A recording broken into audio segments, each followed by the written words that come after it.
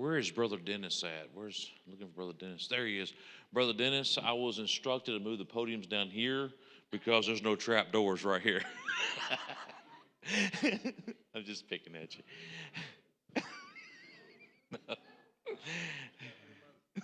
No remotes. Anyways, thank you all for being here tonight. It is my honor and privilege of introducing Brother Chad, Miss Heather, and to come up. And they have got an amazing story on the journey they have been on by faith. And we are honored to have them here in fellowship with us at the church. Honored to have all the ones visiting with us tonight. And so I'm going to have a little prayer for them before they come up and just pray that your heart can be blessed through that tonight. Father in heaven, we thank you so much that we have the honor and the opportunity to be in here tonight together and just, Lord, to have a chance to witness and hear a testimony from a couple that have been called by you to serve and to minister to people in the community and have been on a great journey and have had some great challenges and have experienced you through all those circumstances. And Lord, just pray that you can speak to our heart tonight. This may be encouragement for us tonight. And ask all this in Jesus' name. Amen. Brother Chad, Miss Heather.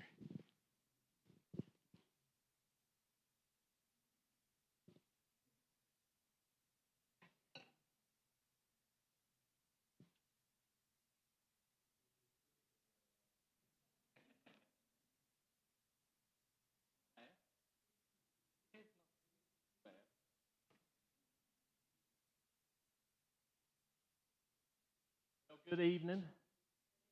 I tell you, I think there needs to be some truth told right before we begin, and there's a lot of visitors here tonight, and I think I need to call out my daughter. She's turning red because I'm almost positive she had a hand in all you visitors being here, but but hey, and but we'll get started. I know most of you, there's some here at Truett that have come over the last few months or years, but my name's Chad Clemens, and this is Heather, my wife, and we're just grateful to be here sharing our story with you. It's one that I want to start off first and foremost. I want to glorify God in this. This is not to lifting Chad and Heather up. So I need that precedent or that foundation laid right down to begin with.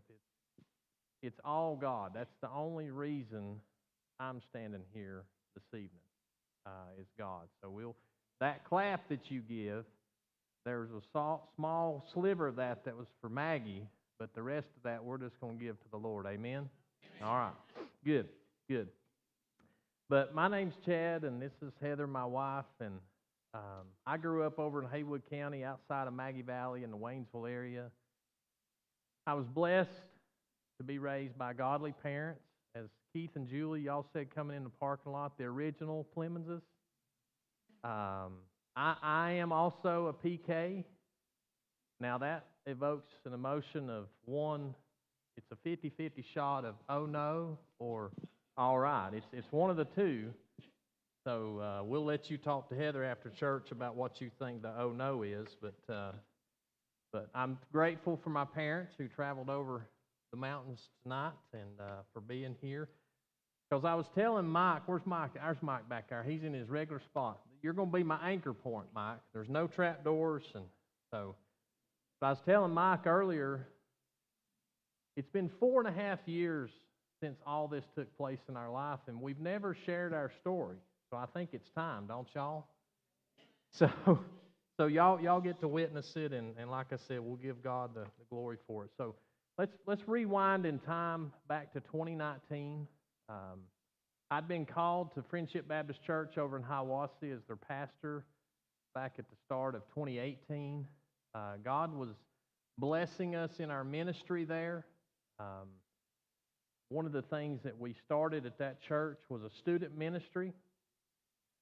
We started out on Wednesday nights in the fall of 18 with about 6 or 7 kids. And by the fall or September of 2019, we were averaging about 35 kids every Wednesday night from preschool all the way up to middle school. So God was blessing. There was salvations, there was baptisms. God was blessing our church, and life was good. You know that mantra you see all around. God was blessing, and life was good. That last weekend in September, there's about 10 ladies from the church had went to a women's conference over in Gatlinburg Pigeon Forge, and Maggie and Heather was part of that group of ladies. And now Nathan and I, we stayed back at home. It was the opening. We went bow hunting both Saturday morning and Saturday evening the last weekend in September. And even with no deer, God was still good and life was good. But we all go through these times in our lives, these moments in our lives, especially in families, of times of celebrations. There's always dates of celebrations that we remember. You know, the birth of a child. And Heather and I have been blessed with two great and awesome kids. Nathan was with us this morning at church and had to head back to UNC Charlotte, so he's on the road right now, so lift him up in your silent prayers. But Maggie's here, and glad to see Maggie and her two bosses with her, sitting beside her on her left. Thank y'all, Chef, and Miss Patty for being here. But God had blessed us, and there's always these dates of celebrations in our lives. Maybe it's a child come to know Christ, which is really the greatest gift any parent can receive, is that they know that their child has received Jesus Christ as their Lord and Savior.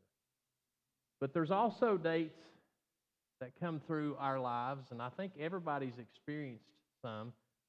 There's a date that come into our lives on September the 29th, 2019, that our family, to be honest, would just soon forget. It was just one of those things. Like I said, Heather and Maggie had been at a women's conference in Pigeon Forge. They'd just gotten home Sunday afternoon, late afternoon, early evening. And the family was all back together. And it was about 10 o'clock or so. We were getting ready for bed. And Heather was in the bathroom. I think she was finishing up brushing her teeth. And I was sitting in bed.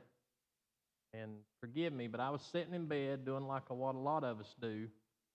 I'm sitting there, I'm scrolling through probably Facebook. At least that's what my memory remembers. But there's a lot of things around that day that I can't no longer remember. And I was sitting there, Heather's in the bathroom, and then all of a sudden, it was like a grenade or a bomb went off in my head. That's the only thing that I can relate it to. And I knew immediately something was wrong, and I knew immediately something was bad wrong. So I got up. I was a little uneasy and unbalanced on my feet. I started making my way toward the bathroom. And from our bedroom down to the bathroom is, I don't know, about 20 feet or so. Maybe not that much, but I literally felt, I'm not exaggerating here, I literally thought, this must be what it feels like when it all ends. That was how much pain that I was in at that moment. And I was gripping the right side of my head, because that seemed like that's where the pain was coming from. And as soon as I come into the bathroom and laid eyes on Heather, she knew instantly something was not right. And she went into kind of nurse mode, trying to figure out what was going on. And I started sweating profusely. I was very unbalanced. And so she was going into the kitchen to get some medicine out of the medicine cabinet. And I'd sat down on one of the AC registers in our bathroom trying to cool off. And that's my last memory of that night for about the next 36 to 48 hours. So now I'll tell you the truth and the order of all those things because his memory is a little spotty. But so he came into the bathroom that night holding his head, telling me his head was hurting. And he had been accustomed to having headaches before. So I asked him, "Do you need some Tylenol? Do you need some ibuprofen?" And he said no. And he was leaning over the bathroom sink and with his hands on the counter, and he was sweating and pale. For whatever reason, just because the only thing I knew that he had ever really experienced medically was having some high blood pressure, I just thought it was his heart, and I was just so convinced it was a heart attack. So I said, "I'm going to go to the kitchen and get you some aspirin." And when I came back, he had gone from standing to sitting on the bathroom floor. So I took the aspirin and I put it in his mouth, and I told him to chew it, which he did. And I told him, I think we need to go to the hospital now.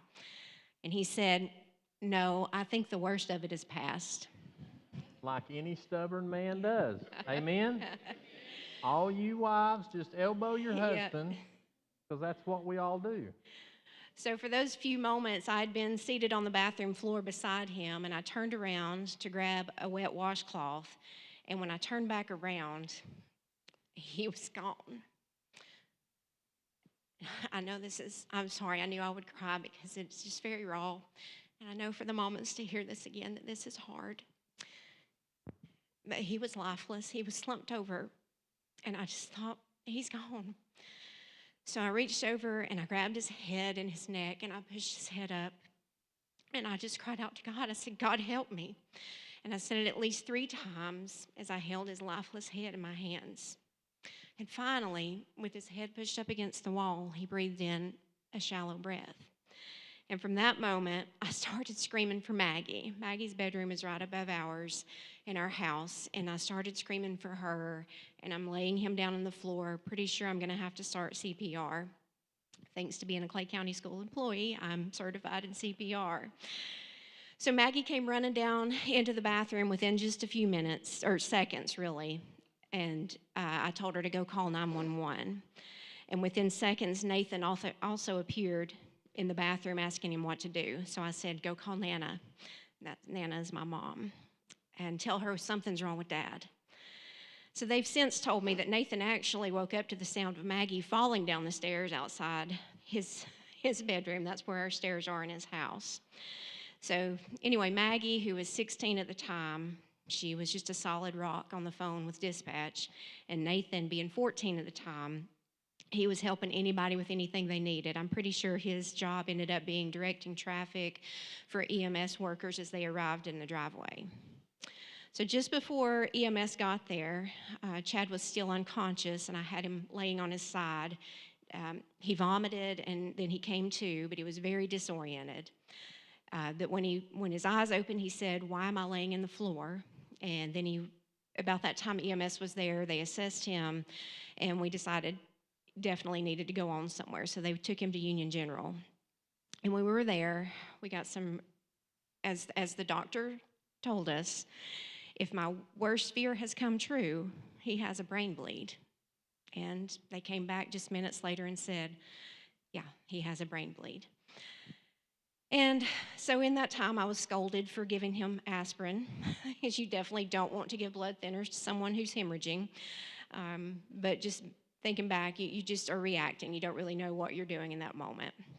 So from Union General, then we went to, decided to get transported to Kennestone Hospital, which they have a top-rated stroke unit there. They weren't able to take us by air because it was too foggy that night, so we spent that long ride, headed down to Kennestone.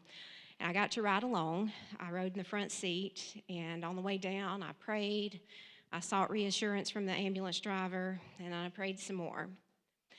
And then when we got there was a team escorting for him to take him off, and then there was someone telling me, "There's the nearest waiting room, go wait there." Darren and Christy Cook, our best friends, had also been called at some point that night, and they had decided to go with us. And Mom and Dad took the kids on back to their house because there were so many things we didn't know. I mean, really, when we left for Union, we're like, "Oh, maybe it's a virus. Maybe it's," you just go through the what ifs. We just didn't know and had no idea what the next 15 days and 4.5 years were going to look like. So before Darren and Christy got to me, the nurse practitioner who had originally assessed Chad came in, and this is what she said. She said, "He's doing good, all things considered. He's had a significant subarachnoid hemorrhage, and with this type of event, there usually is no hospital." So the gravity of that statement, it stuck with me, but it kind of just passed right over, and I didn't really process that until later. So she goes on to ask about his medical history, if he had any cerebrovascular conditions. And again, I was still hung up on the no, it was probably his heart, his high blood pressure. I mean, that's the only thing that I could think of that was registering with me with something that was potentially wrong. So about that time, the cooks arrived. They found me in the hospital, and they took us into room 512, neuro ICU, where he laid there hooked up to monitors of all sorts and some IVs. He was still in a whole lot of pain. They couldn't give him anything because that would mimic neurological symptoms, so they couldn't give him any pain medication. So he just had to tough it out. So the next 16 hours were really just wild. Word started getting out to our family and friends of what had happened. And then we knew that he was going to have a procedure that day. They were going to attempt to, normally with a bleed, they coil it off. They go up through your leg and go in and they close off the bleed. And we also knew that he was going to have an external ventricular drain in his head that would help rid the body of the blood that had bled out during that time, during the stroke. So when the surgery was over, we had a whole crew. Probably a lot of the people you see seated here tonight were there that day. And Dr. Gupta, one of his neurosurgeons, not the one on CNN, a different Dr. Gupta, came out and he said that, of course, we're like, how is he? How did he do? And he said, "I need to just talk to you." I said, "I'm not going to just talk to me. We need to talk to a few more people." So Davis and Donna and Mom and Dad, the five of us went back to a different room. And that's where he told us the words that really changed the course of our lives. He said, "There is no vessel to clamp or coil." And I remember distinctly Mom and Donna being excited about that because that sounded like that was a good thing. And then he went on to say, no, he has something called moya moya. M-O-Y-A, M-O-Y-A. And those of you who know our story, you've seen that word enough, but it's really rare, something that we hardly ever see. His cerebral arteries that carry blood to the brain are occluded or closed off on both sides. He's had this his whole life, but it's a progressive disease, and it's just worsened over time. But little vessels will grow around those occluded areas, but they're really fragile and they can burst, and that's what happened to him last night. One of those vessels had ruptured and it's bleeding, and we cannot access it to coil it. So our immediate concern is ridding his body of this blood, or of his brain of this blood, and healing from the stroke. But we're also going to have some 2 major surgeries to reroute blood flow within a few months. That's the only way to prevent any further strokes from occurring, because if he has another stroke, the outcome of the next one will not be as favorable as this one. So we took that news back to the tribe and tried to process it. So this is a place in the story where Chad's memory kind of starts to pick back up a little bit. We spent 2 weeks in that ICU room, but sprinkled with miracles from God all along. And since this is our testimony and our story of God's work in our lives, I want to share some of the ways that he worked during that time. Fortunately, this was pre-COVID, so it's back at a season when you could actually go and stay in a hospital room with somebody. And as Chad will tell you a little bit later, that the nights were really long and lonely, and sleep was hard to come by. Well, I didn't have the words to pray. I did read my Bible on my phone just before shift change every morning. That's around 6 or 7 a.m. every morning. And was directed every single day to a new verse that God gave me to sustain me. So the first scripture that I so distinctly remember coming across this and I was reading was Ephesians 2:4. And I've shared this with my Sunday school class, I guess, last week. Ephesians 2:4 says this, "But God," and then there's a comma, so "but God, who is rich in mercy because of his great love with which he loved us." So in the context of that verse, it follows a statement that apart from Christ, We are alone. We are dead in our trespasses. We are hopeless. But God, who is rich in mercy because of his great love with which he loved us. But in my flesh, what I wanted to do was move that comma and say, but God, I can't. I cannot do this. This is too hard. My family can't do this. My kids can't lose their dad. We cannot do this. But he reminded me how true it was that I can't. None of us can. We cannot do it on our own. But through his strength, we can. So throughout our stay, we were blessed with visitors every day. We had somebody come to visit us every single day. But there was one particular day when we didn't have any visitors right at the moment, and I got booted out of the room because they needed to do a procedure on Chad pretty much ASAP. Seemed to be some urgency about it, so they sent me out. They were going to add a lumbar drain. So he had a drain in his head, and they were going to add another one to his back to assist his body with ridding the excess blood. So I went out to that familiar waiting room, and just being honest, I was a mess. So you see a few tears flowing tonight. You can imagine I'm a little emotional sometimes, and it was just one of those hard days. So I was out there in the waiting room, and a lady just happened to be passing by, and she came and sat beside me. And she said, "Do you know God?" And I said, "Well, I do. That's actually who I was just talking to." So we proceeded to talk, and I shared our situation. And then she prayed over me. She lifted up Chad and asked for healing. And then I thought, well, I've been a little bit selfish here. Let me ask her about her situation. So I asked her, what's your reason for being here? And she said, well, my teenage son, he's been here in and out for weeks. He's got some issues. They can't figure it out, and they just keep running tests, but, we still don't have any answers. So before she left, I said, well, what is your son's name so I can pray for him too? And she said, his name is Emmanuel. And we both in unison said, God with us. So what a reminder of Emmanuel in Bethlehem on Christmas morning. But he is also Emmanuel in the midst of our tears and our agony, our worry and our fear. He was in the 5th floor waiting room, and he was still in the neuro ICU room. So you name the place, he's there. So about 36 hours into the hospital stay, the ICU stay, that's kind of where my memory starts coming back. It didn't take me very long to realize just how blessed I was. I remember vividly our Aunt Janice Patterson. Some of y'all know her. She came to visit, and she said she was speaking to me, but she was also talking to Heather, and she's like, "There's very few that make it to a subarachnoid hemorrhage and live to talk about it. And you're in one. You're a percentage now, Chad." And that hit me, and it's stuck with me for all these years.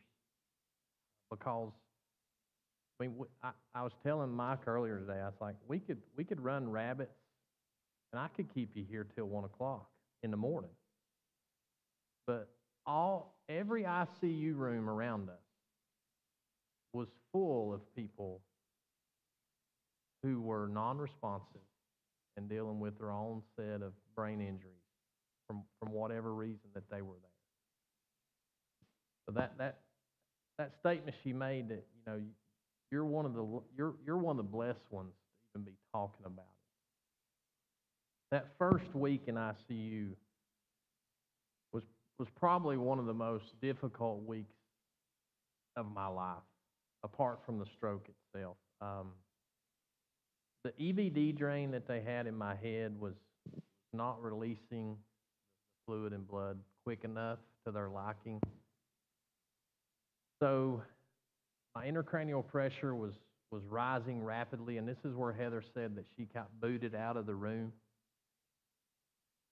So when the doctors came in, they didn't take me to OR or shoot me full of medication to do the procedure. They just did it right there when I was laying in bed.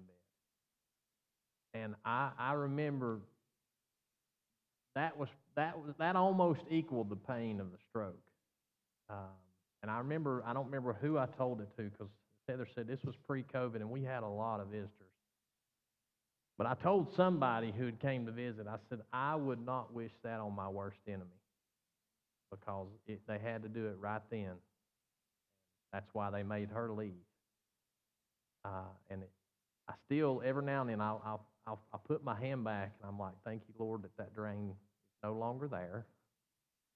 And thank you that I've healed up from when they put it in my back, because that was some painful memories. In ICU, if anybody's ever been in ICU, and some of you may have, and I know probably some of you have had family in ICUs before, especially in a neuro ICU, every hour they do neuro checks without fail. They don't take time off. Every hour they do a neuro check. And it would be simple questions and simple commands of, wiggle your toes, touch your nose, and then it would progress. What year is it? Who's the president? Where are you? But during those first few days, I had most of those questions down pat, but there was still some confusion of where I was and why I was there. Heather told me when we were preparing for this testimony, she said, I believe it was Sharon Salt. Her and Frank come to visit. He said, I'm almost positive you told Miss Sharon Salt that you'd been shot. Yeah. And he did. And then he said, it's okay. Nathan was there. Nathan got the other guy. So Nathan took care of it. I don't know. See, and I'm vulnerable here, because I may not have been in my right mind, because there was just so much going on in it.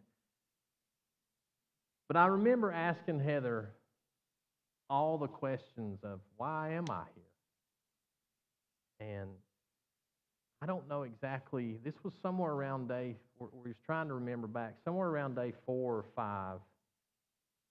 And in tears, Heather started filling in the blanks to all my questions with answers. It was during this time that she began telling me that I'd had a stroke. And then it was during this time, it was just her and I alone, that the reason for the stroke was that, Chad, you've got a rare brain disease called moya moya. The two things that stuck out to me the most from that conversation was, there's no cure for it, and it's progressive. So those two things I'll remember when she told me that forever. But Heather told me, and I remember she was just right there in the bed with me. She said, we've got to focus on stroke recovery. Then we'll get to all the rest later. We can't lose sight of, you're still in neuro ICU. You just had a major hemorrhage. We've got to get through that first. Then we'll deal with all the other stuff. And my accounts of ICU at Kennestone, I mean, they're all over the place. I mean, if it weren't for the pain and just utter exhaustion, humility. Pastor Aaron sort of touched on it with his dad this morning. When you're in a hospital and you're in a neuro ICU unit, you can just hang humility up on the back of the closet door, because it's gone. I mean, you're at their mercy for everything. And I'll just leave it right there. Everything. So that went out the window. Humility gone. But I remember, this was one of my biggest things that I remember, is I had to get up and walk. I had to get up and walk. And that was, for the first 3 or 4 days, that was all that I talked about. Because a lot of times I was sleeping. And that's exactly what they wanted me to do. But I had to get up and walk. I thought if I could prove to them that I could get up out of this bed and walk down that hallway, that somehow that might get me home quicker. But with multiple IVs and PICC lines and tube going into my brain and a tube going into my back. That was no easy task. And the nurses, they would get frustrated with me. I like almost mad. They're like, we're not used to our patients being able to sit up in bed, let alone try to get out of bed and go walk down the hallway. They're like, that's unheard of. We're not used to that. So the first few days, I truly didn't have a grasp of how bad I was sick. But I knew Heather did because I could hear it in her conversations, and sometimes she would try to shield those conversations from me. And of course, we had a sister-in-law who was an RN, and that was beneficial. But for me listening in bed, it might not have been so beneficial because I knew there were certain conversations that I was being shielded from. But at night, and Heather touched on it, at night it was just me and the neuro checks every hour. And for the first few nights, I'd be awake a lot at night because I kind of had my days and nights mixed up. I'd sleep a lot during the day, and I'd be laying there in that bed, and I'd be staring up toward the ceiling, and I'd start talking to God. And I'd just be laying there. I mean, you're flat on your back or slightly elevated, and I'd say, God, you've got to help me get out of this place. I bet I prayed that prayer 100 times. And then this is another one that I pray. God, I'm not ready to leave Heather and the kids. I'm not ready. But my salvation, there's no doubt in that. I knew I was saved. I knew if I'd passed on, I knew where I was going. That was not my fear. My fear was leaving Heather and the kids. And so in desperation, I would talk to God at night on these nights and say, God, you've got to help me. And a lot later on, after I was out of the hospital, and I come across a verse in Isaiah 26:9. And it says, my soul yearns for you. I was like, I could preach a message on that. But I'll be the first to admit to you that other than telling God to help me, I had a hard time of praying. And that's where the prayer of others is so important. When you're relying on other people to pray because you just don't know how.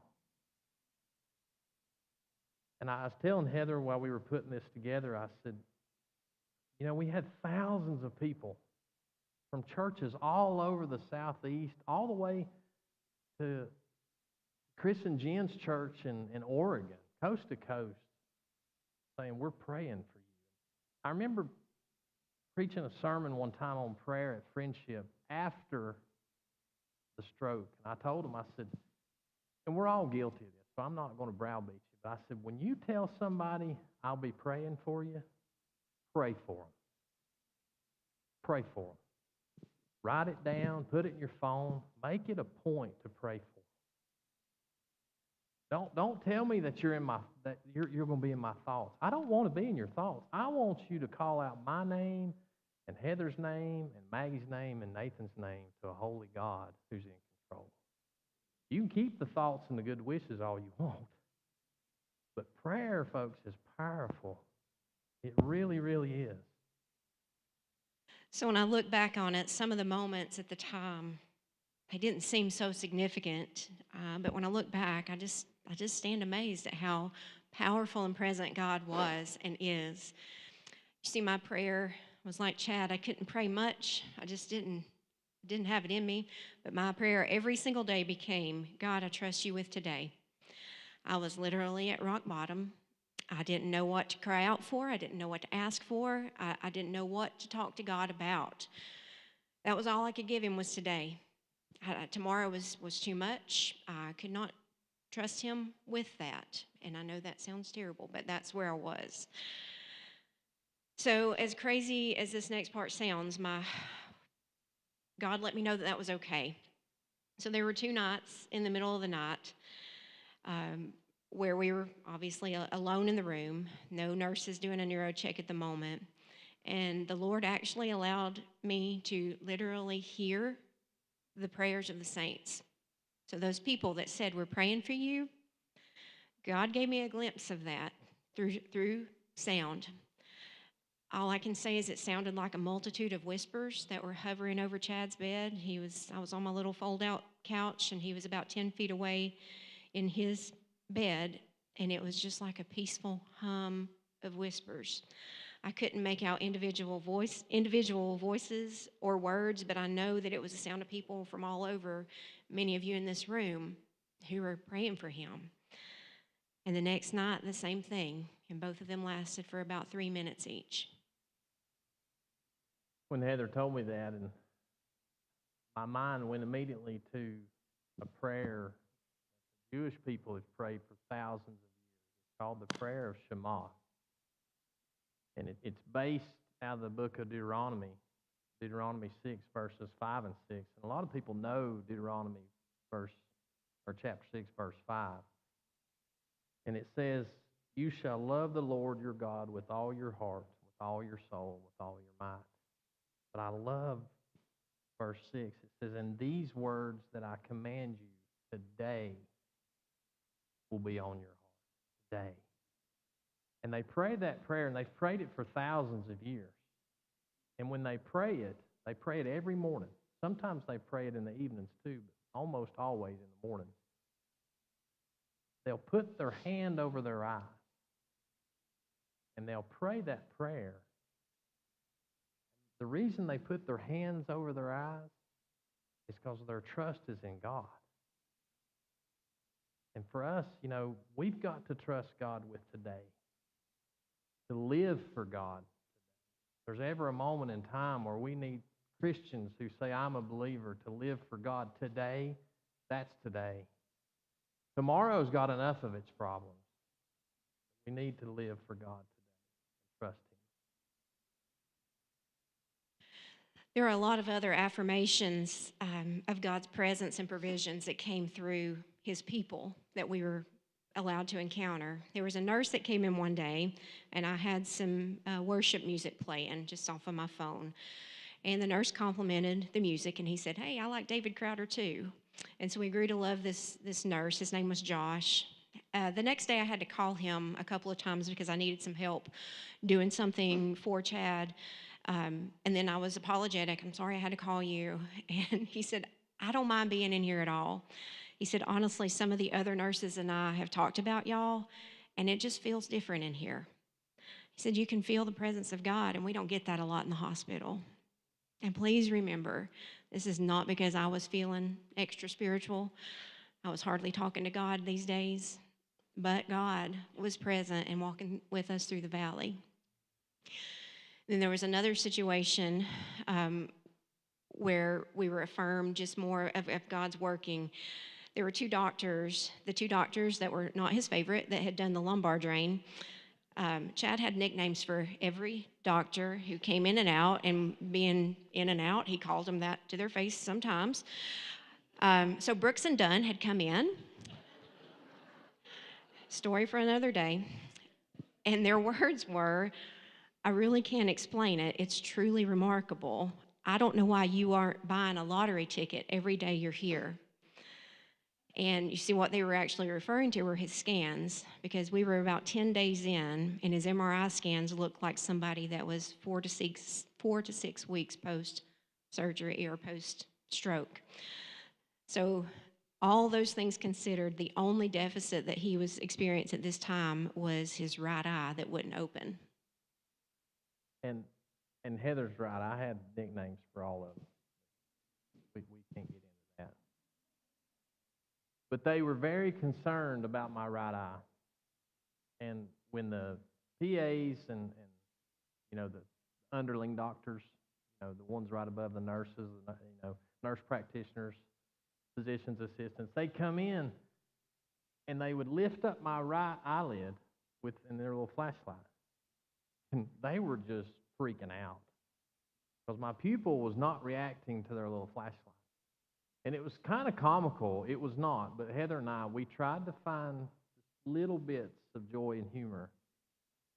It didn't worry us a bit because they didn't know that I was blind in my right eye.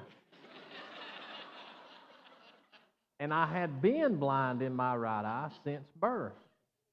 So for me, with an eyelid swollen shut from all the blood and nerve damage, I didn't think nothing of it. I didn't even know it was any different.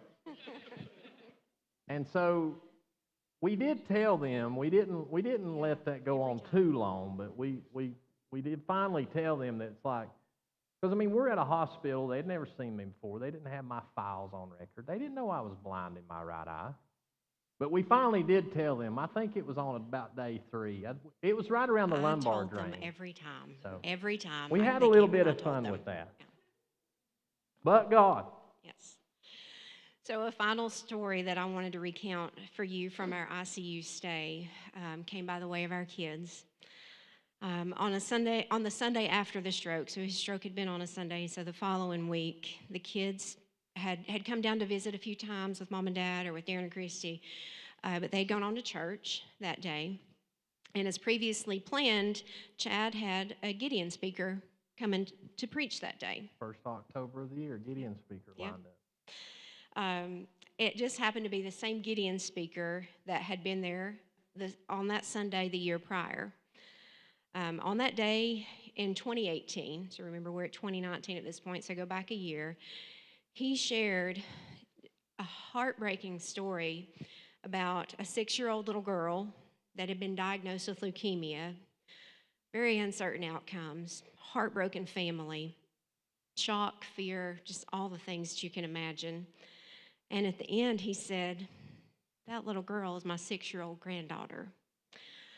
My heart was breaking. At the end of the service, my heart was breaking, and it was beating out of my chest. For whatever reason, you've had those moments, and you're like, I've just got to go talk to him. I have to. God won't let me not leave. He won't let me leave here without going and talking to him in private. So for whatever reason, I went over to him, and I brought this with me tonight, and I gave him a picture that I'd carried around in my Bible. I'd actually been carrying it around for about 7 years.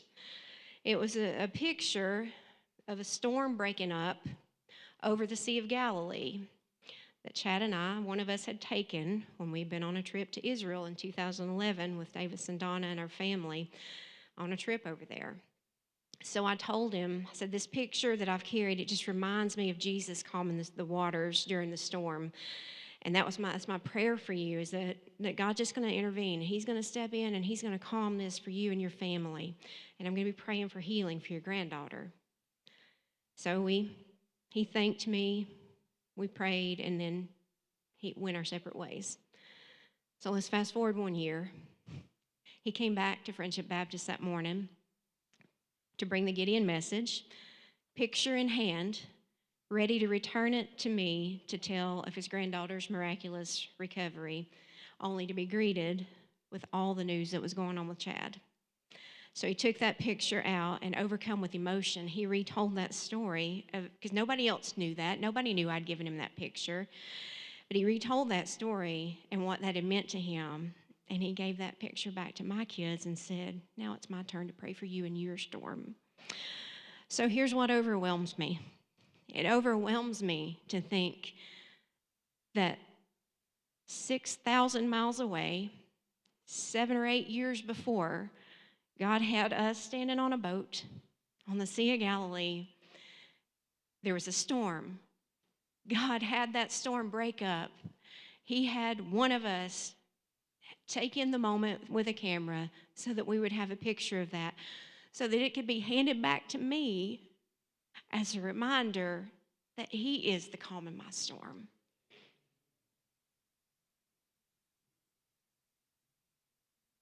You know, we learned something coming from stroke and then into our moya moya. We learned this from a lot of the patients that have moya moya. We call it our journey. And that's something that we've referred to it now for years. This is our journey.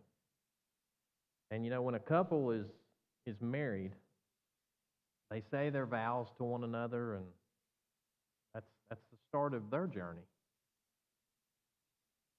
And the old traditional vows, they're not as common as they used to be, folks. And I know this because I've had the pleasure of officiating some weddings. But back in the past, Heather and I were married back in the late 1900s,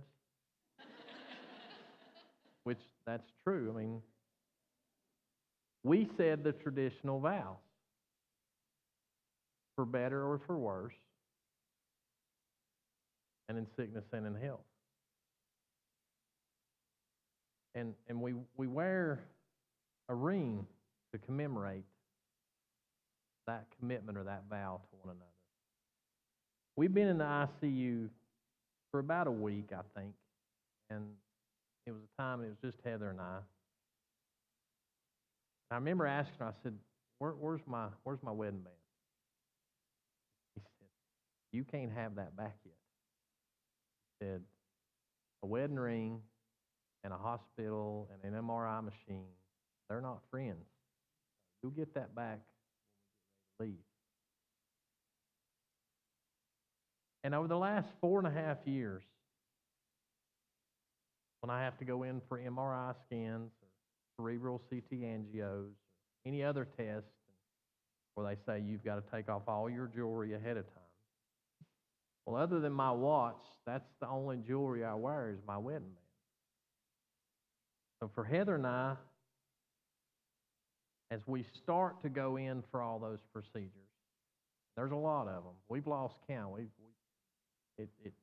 I used to keep count of all the cerebral CT angios I've had, but it's too many to list now. But we'll start off by, I'll take my wedding ring off in the car, and I'll hand it to her for safekeeping.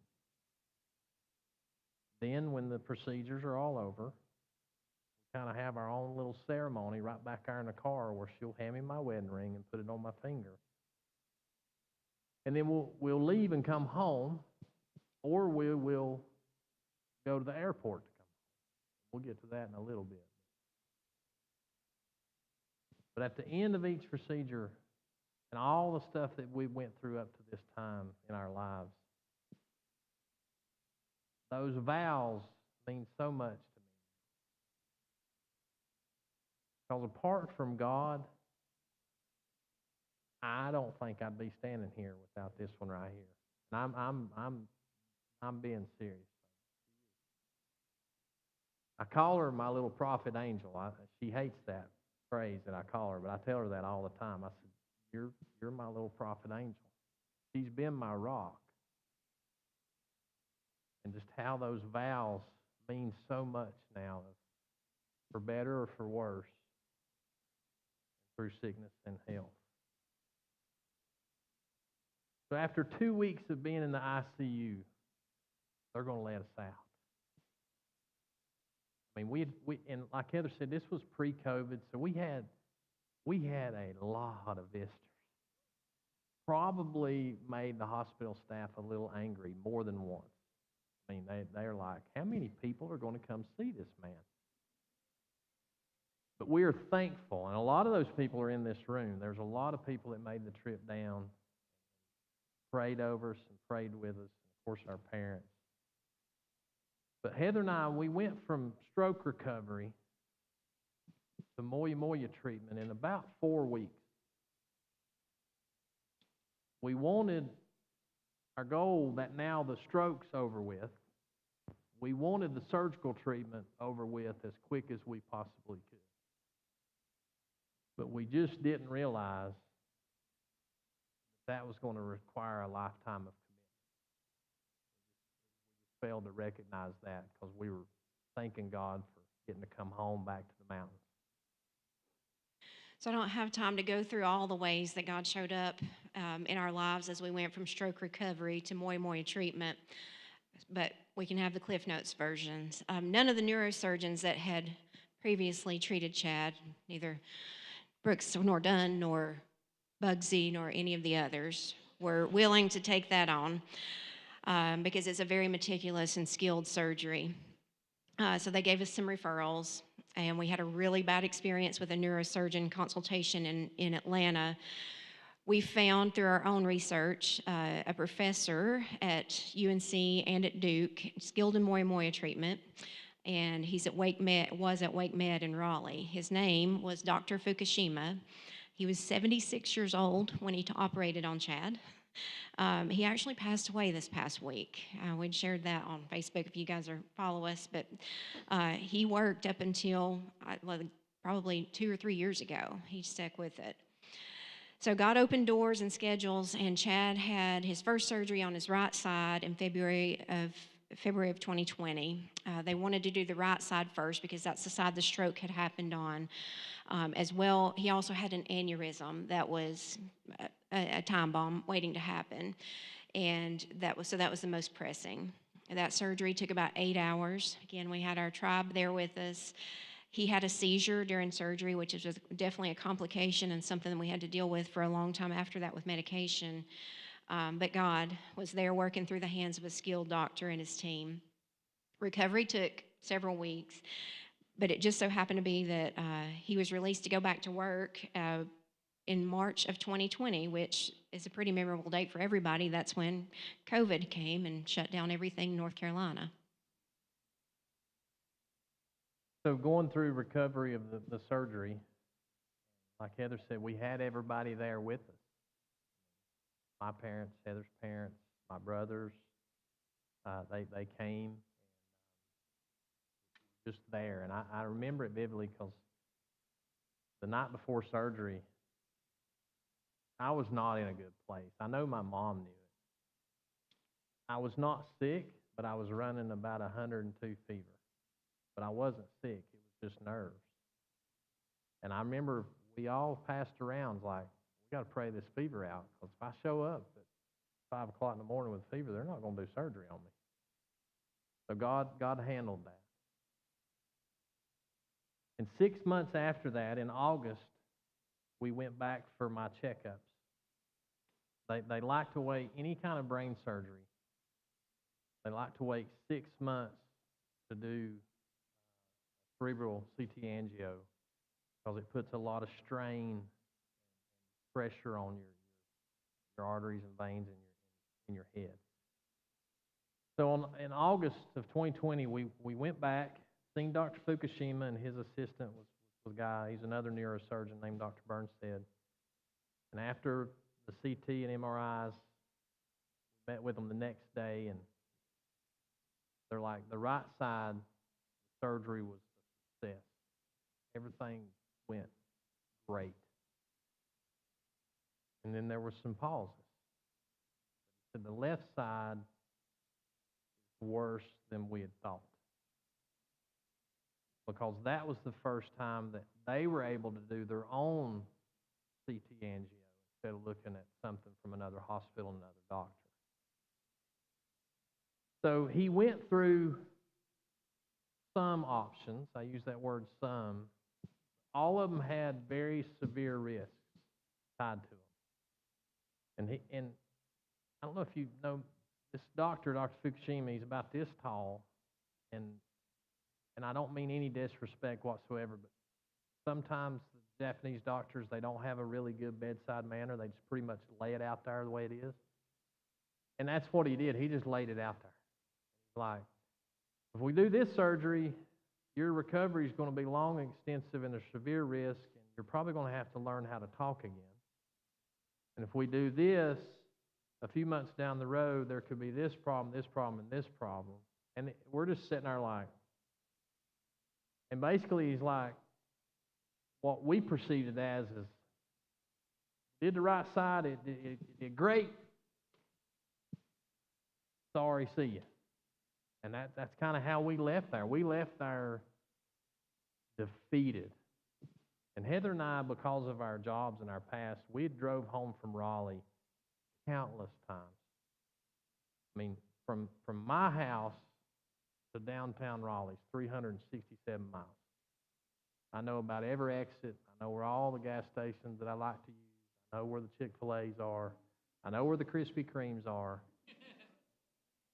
But that was the hardest drive home from Raleigh. That was the other than the stroke, that was just one of the hardest days we've had. I mean, we just felt so defeated. Nothing was making sense. Nothing. And the God that had been with us through all of the stroke and through all of the surgery and through all of the recovery, and we leave Raleigh like the rug had just been jerked out from underneath us and sucker punched. Just left us with this feeling of, God, what else? What else can there be? I mean, surely, there was a lot of whys in our life at that moment. And a lot of people say, well, that's not good to question God. Folks, we live in a tabernacle of flesh. You're going to question God when you start hitting the ropes as hard as we did. One of my favorite passages to preach on is John the Baptist. The Bible says there ain't another greater born of a woman than John the Baptist. And he's sitting there in prison, and he's so low, and he's so down, and he's so depressed. He asked the disciples, say, hey, you go find Jesus. This is what I want you to ask. Are you the Messiah, or should we look for another? Folks, you talk about questioning God. But it was just defeat. And for me, after my stroke, I'd battled depression. And if anybody's ever went through a stroke, and I've got a young lady right here who's went through that, so I know her and her husband can sympathize with this. Depression is very common in stroke patients, very common. A third of all moi patients deal with it. And so I was battling that, and now not to mention I was still working 40 hours a week and pastoring a church. And I'm here to tell you, as a pastor, many times, folks, as a pastor, we're good at preaching the truth to others.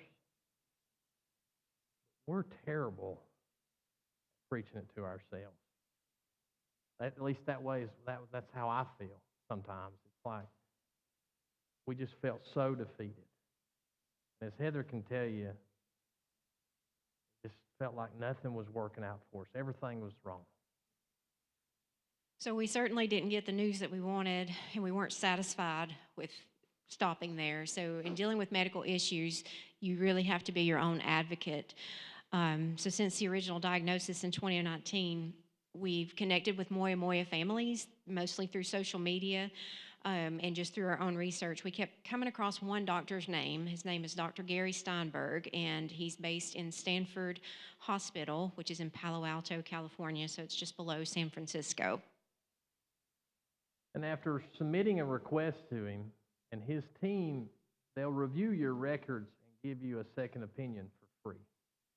So a lot of the people that we had networked with, and I was talking with Mike about this earlier today, there's most doctors, medical doctors, have never even heard of moi. But there's not many neurosurgeons who have experience in it. They're very few and far between. It's not like I can go over to Mission and get that done. So after sending all our stuff to him, several weeks went by, and I get a call on Wednesday after Labor Day, September the 9th, 2020. And it's from Dr. Gary Steinberg. And after some discussion, and we got Heather in on the conversation, after some discussion, he said, Chad, you're a walking time bomb. You could have another stroke at any minute. He said, my goal as a neurosurgeon is to restore blood flow to the left side of your brain and do it as quick as possible. And he went on to say something that just grabbed me. He said, if you have another stroke, you will not come through it the way you did last year. That's the second time a neurosurgeon has told that. So he starts talking about Dr. Fukushima, and he said, hey, he's a great neurosurgeon. I've known him for years. But I disagree with him, and he laid out all those oppositions. He said, this is what I want to do. And so after about 35 minutes, of talking with him on the phone, he hangs up. So he says, my team will be in touch with you later on today to see what y'all want to do. And they weren't kidding. They had us by that night.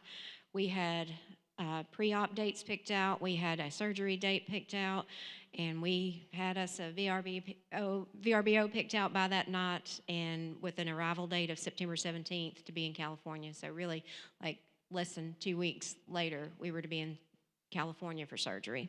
So God handled all that for us. And I remember at 5 a.m. on the morning of September 22nd, 2020, Heather and the kids were with us, and Heather's parents went out with us.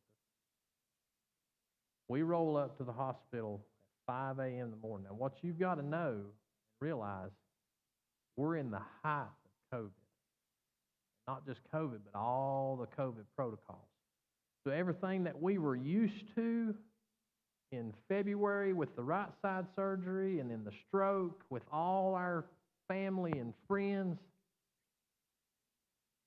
So I remember 5 o'clock in the morning rolling up to the front door of Stanford Hospital. I took off my wedding band. I handed it to Heather. Through a lot of tears and goodbyes and love yous, I walked in to that hospital alone. But I remember when I walked, I had to go up I don't remember if it was an escalator or an elevator. I had to go up to a waiting room for surgery. And I was so fearful the first surgery that I'd run a temperature the night before. I was going into this one like, God, you got this. You got it. And I went in for another 7-hour plus surgery on my left side. And after surgery, I got through recovery, and they put me in a room. Now, one blessing is that they did allow Heather to be with me from 8 a.m. to 8 p.m. with me. So that was a huge blessing and a thankful moment to God. The surgery itself went well. It went great. But there was some complications with some of my blood pressure and some of my speech that made the first few days of it kind of rough. So the left side of your brain controls your blood pressure and your speech. So there were some times where he lost his ability to speak clearly in the days after surgery that just were momentary. But we had a pretty bad scare on Sunday after surgery. He had a low drop in his blood pressure. It was medication related, but God brought us through that, and fortunately, being at one of the best hospitals in the world, we got through it without any major issues. Then in April of 21, we had a 6-month follow-up and received really good news. We didn't know the statistics before, but we learned at that appointment that before all of this, that the right side of his brain was only getting 70% of the blood that it needed, like you and I would have, and the left side was only getting 40% of the blood that it needed. But post-op results show that everything looks good and that there is good blood flow because they've rerouted vessels to make that happen. And so God is good.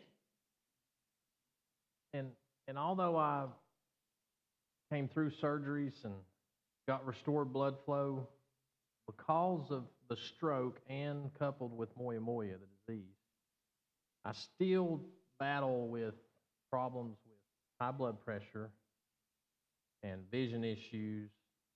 On occasions, I'll have some problems with word finding. It's gotten a lot better over the years. I think Heather can pick up on it more than anybody else because she's just around me a lot. But so there are still times that I have some issues. He still has compromised blood flow, so the little vessels that grow around those occlusions are small and they don't carry blood like the other vessels do. It's critical that he stays hydrated, so that explains why he's always carrying around a cup. Anybody ever wondered? Purple, sugar-free Powerade. Powerade. We buy that stuff by the case. So he's always got to have that, and then medications daily that he continues to take. And with moyamoya, because of the constriction of blood flow, I battle fatigue and I battle fatigue daily. It's an everyday battle. And for the past 4.5 years, after every sermon I preach, without fail, I'll get a headache. And it's without fail. Sometimes it'll last 2 or 3 hours. Sometimes it lasts on into the next day. But throughout the summer of 2022, I started having some health issues. Most of it was related to moya moya, and all my doctors were telling me that something's got to give, Chad. You can't be everything to everybody every day. Stress of working a 40-plus hour week job, driving an hour to work, pastoring a church. I mean, they're just hitting me with like, it's gonna put you in the ground. You got to start making some choices. And I love to preach, and I love to teach, but I had to listen to my doctors and my wife and start taking care of myself. So in October of 2022, I stepped down and resigned pastoring at first at Friendship Baptist. No matter the circumstances that surround us, we try to never lose the faith fact that God's ways are not our ways. That's hard as a human we struggle with that because we want to fix it all. And I'm a Mr. Fix-It. I'm a list maker and I'm a fixer. So you got to turn it over to God. And in 2 weeks from tomorrow, we fly out, going back to California they put you on a 3-year checkup. So we're just going to trust God and stand on the promises of but God for that appointment and leave it in His hands. So if I could close it out this evening, I would say this, since my first surgery on my right side, every night I lay down in my bed and things get quiet, I'm reminded of that time in ICU back in Kennesaw. Except now, I have something else that occupies my time. When they did the surgeries on my right and left and they rerouted my arteries, and I can't get into that, Heather made me promise not to get into that. So she said, everybody's not as geeky as we are about medical stuff and science. Because they rerouted my arteries, when I lay down at night now and it gets quiet, I can literally hear the blood pumping into my head. I'm not talking about just like, oh, I can feel my finger vibrate. No. I'm talking about, it's like, the only thing I can describe it as, if you take a pair of tennis shoes and you throw them in the dryer, boom, boom, boom, or somebody hitting a bass drum with the foot pedal. That's what it sounds like in my head every night. No, wait a minute. I wanted to describe it kind of like an Edgar Allan Poe book, that they made you read in junior high and middle school. And I remember when I went for our 6-month checkup 3 years ago, and I told Dr. Steinberg's nurse, her name was Teresa, I said, Teresa, she was just asking me how things were going, and you're writing down all the stuff. And I said, sound in my head, it drives me absolutely nuts. I said, sometimes it keeps me from going to sleep, and then other times I let the sound of it woo me to sleep. And she looked right at me and she said, Chad, that's the sound of life. And I'd never really thought about it like that.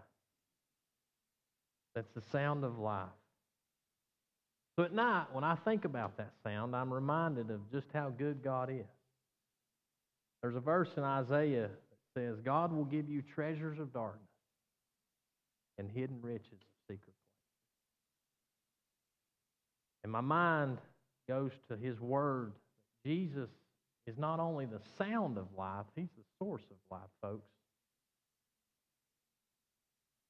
Now, when they nailed Him to that cross, He took on the healing for all humanity.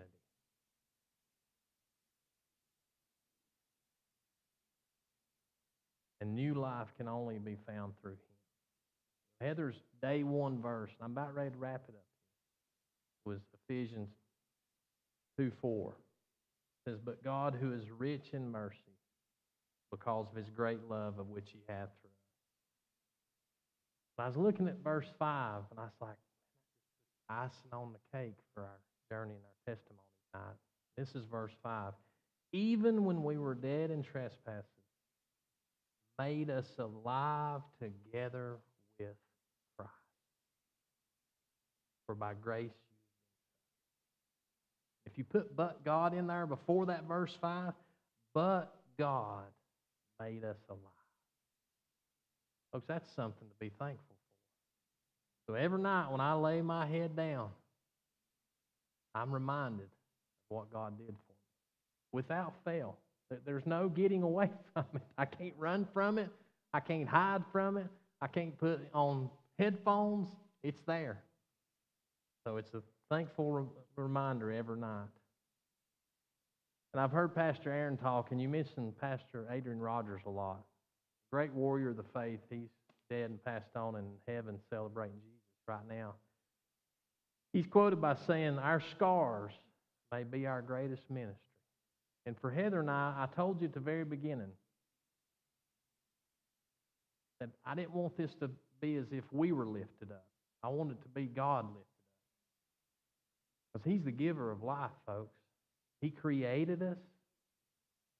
He's also, through his son Jesus, the giver of everlasting life. We never should take it for granted.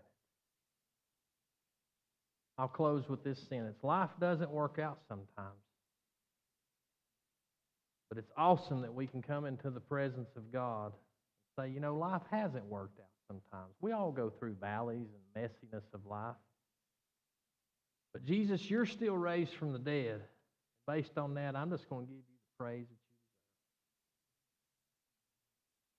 deserve. So, folks, you're like, I didn't know we were going to get the gospel presentation. You put a podium and a Bible in front of me, I'm going to preach the gospel. That's just the way I was called to preach. But if you don't know the giver of life, man, what a great Easter week that would be for you to know Jesus. So that's all I have tonight. I know I've kept you right over an hour, and I apologize for that. But to close us out, I was honored that Mom and Dad got to be here tonight with us, because I told Mike, nobody's heard this story before. You're the first. Yay. So I'm going to ask my dad if he wouldn't mind to close us out. Dad, would you pray us out of here?